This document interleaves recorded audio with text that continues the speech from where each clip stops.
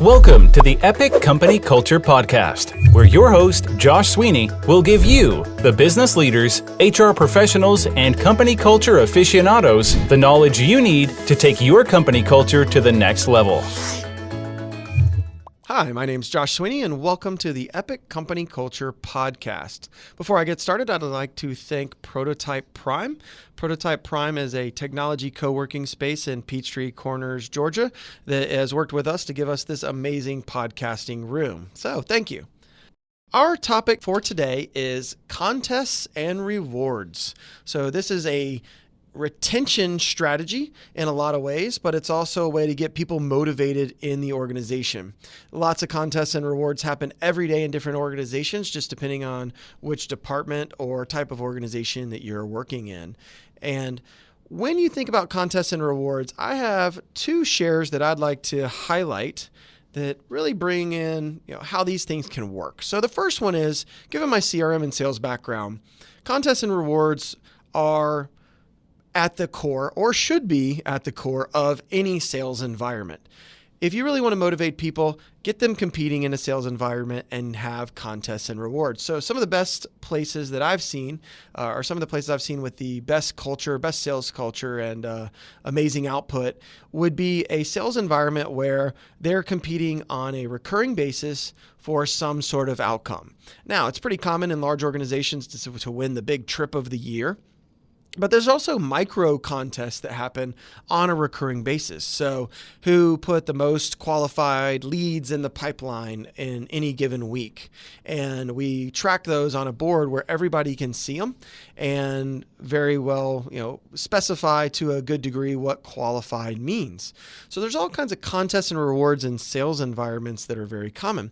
But I also want to talk about contests and rewards that you can inject into other departments that not only help the company, but can help morale.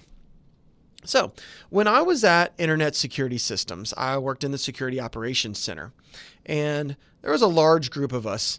And anytime that Internet Security Systems was going after a new contract, it was extremely helpful for them to be able to say, we have 40 people in the Security Operations Center, and all of them are Security Plus certified or CISSPs or whatever security certification du jour, or was important at the moment, right? And the more they had, the easier it was for them to compete against others.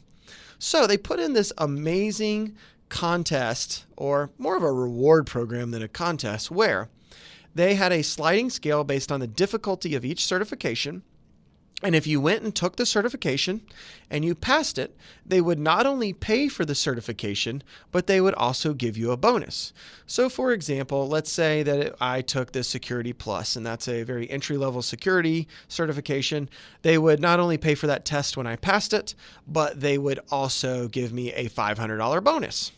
Now, that's a pretty amazing setup, especially when you look on a list that not only has 20 different security certifications that they're paid for, but some of them were upwards of $10,000 in bonuses. Now, we're getting into the long-term Cisco certifications and some really heavy certs that take a lot of time, but it was on the roadmap.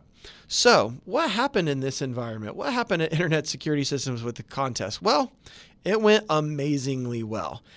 I don't think there was one person that didn't get at least one certification. I myself believe I got about 3 during that program. There was another person on the team. I think he racked in nearly $15,000 during that certification program. He had a lot of experience and was able to slide right through, but now at least he had the certification, and the company could use that in competitive situations and to prove that their culture was all about continuing education. Now, they did an amazing job on that program. It's actually one that I use as an example for training and ways to inject contests into other departments that also benefit the company. One thing that you have to be careful of, though, is really understanding what could go wrong in these competitions. Everything about this early on went right. The one thing that did go wrong that started to impact morale, and this is kind of the downside of contests, are at one point, so many people had gotten so many certifications that they decided to just stop paying the bonuses. Now, you can imagine that went over like a lead balloon. didn't go very well, right? Somebody went and took a certification. They thought they were getting a $2,500 bonus, and the check wasn't coming in, and it was always being worked on.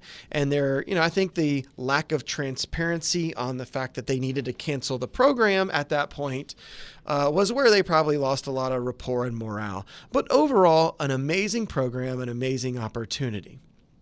So, in that, we can't always do it right the first time. I would never judge anybody on those downsides because sometimes you just don't know what's going to happen. And I'm sure with, hundreds of thousands of dollars in bonus payouts, they might have needed a cap at some point. Thank you for tuning in to today's episode of the Epic Company Culture Podcast with Josh Sweeney. If you enjoyed this content, please subscribe on iTunes, SoundCloud, or Stitcher. For additional content and transcripts, visit epicculture.co. If you have questions or topics you would like us to address or expand on, tweet us at epicculture1 or email at podcast@epicculture.co.